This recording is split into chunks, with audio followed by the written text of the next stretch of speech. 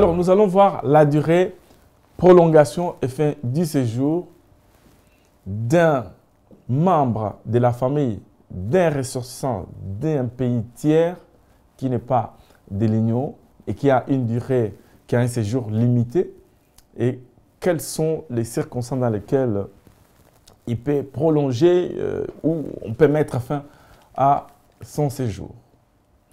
Alors, les membres de la famille de l'étranger autorisés à séjourner pour une durée limitée sur le territoire reçoivent un titre de séjour dont les termes de validité est identique, je l'ai dit tout à l'heure, à celui du titre de séjour de l'étranger rejoint.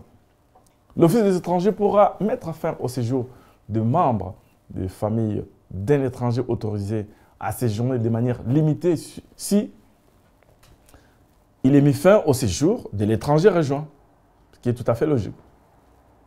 Il ne remplit plus les conditions mises à son séjour.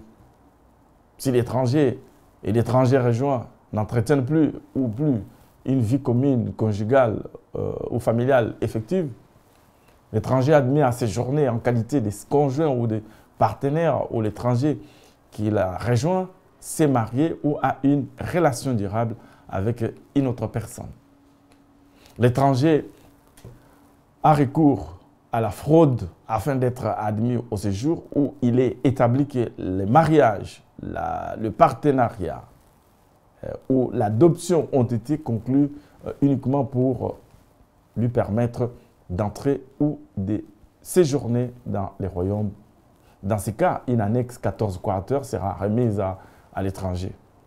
Il a aussi le droit de recours. Toutefois, la décision de refus d'autorisation de séjour et de refus de prolongation de séjour peut faire objet d'un recours en annulation auprès du Conseil du contentieux des étrangers en délai de 30 jours si la notification de la décision. Ce recours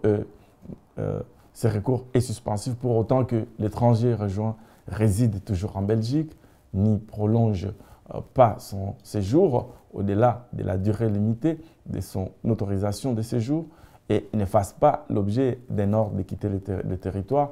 L'étranger est mis en possession d'une annexe 35 valable 1 mois qui doit être prolongée par l'administration communale jusqu'à ce qu'un arrêt soit rendu par les conseils du contentieux des étrangers. J'ai dit et je vous en remercie.